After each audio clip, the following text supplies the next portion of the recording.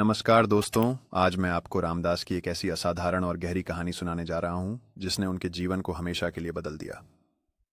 यह कहानी उनकी किताब मिरेकल ऑफ लव से ली गई है, जहां उन्होंने गुरु महाराज जी के साथ अपने अनुभव को साझा किया है।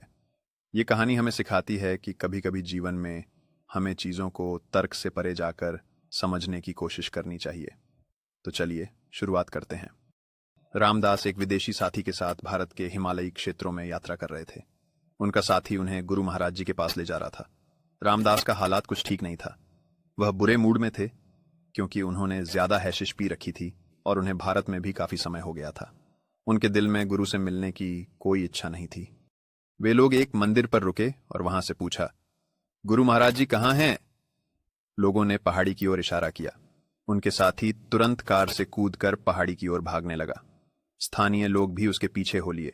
रामदास सोचने लगे, ये सब मुझे क्यों अनदेखा कर रहे हैं? वह भी पीछे पीछे चल पड़े। नंगे पैर, कंकड़ और पत्थरों से भरे रास्ते पर चलते हुए वह मन ही मन बड़बड़ा रहे थे। यह सब हो क्या रहा है? आखिरकार वह एक ऐसी जगह पहुंचे जहां एक सुंदर हरी भरी घाटी में एक पेड़ के नीचे गुरु महाराज जी बैठे थे। उनकी उम्र करीब 60-70 साल लग रही थी। उनके चारों ओर 8-10 भारतीय लोग बैठे थे। रामदास का दोस्त गुरु महाराज जी के पास पहुंचा और उनके चरणों में लेटकर दंडवत प्रणाम करने लगा। वह रो रहा था और महाराज जी उसके सिर पर हाथ फेर रहे थे। रामदास एक कोने में खड़े थे, खुद से कहते हुए, मैं तो इनके पैर छूने वाला नहीं हूं, मुझे ऐसा करने की कोई जरूरत नहीं है। लेकिन महाराज जी ने उन्हें देखा और मुस्कुराए। उनकी मुस्कान ने रामदास को और असहज कर दिया।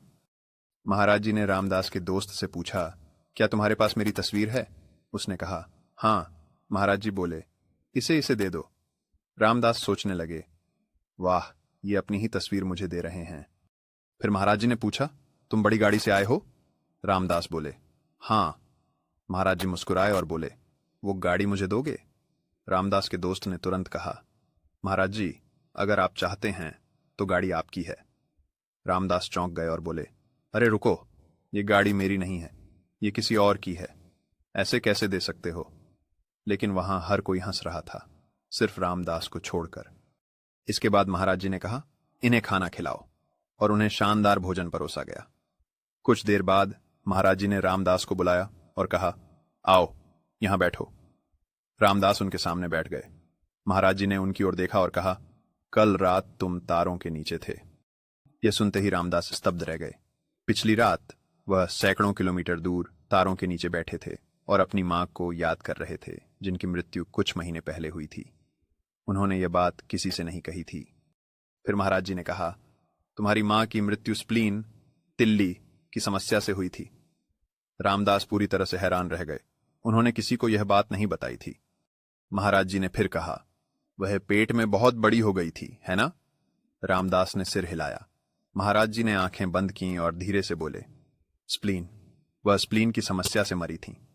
रामदास के मन में हलचल मच गई। उन्होंने सोचा, ये कैसे जान सकते हैं? ये कौन है? उनका दिमाग तेजी से दौड़ने लगा, लेकिन उन्हें कोई जवाब नहीं मिला। और तभी रामदास के दिल में बहुत गहरा दर्द महसूस हुआ। ऐसा लगा जैसे कोई अंदर से कुछ खींच रहा हो। वह रोने लगे, बहुत जोर से। उन्होंने कहा, मैं न खुश था न दुखी, लेकिन मैं बस रो रहा था। ऐसा लगा जैसे मैंने किसी सफर को पूरा कर लिया हो। ऐसा लगा जैसे मैं अपने घर पहुंच गया हूं।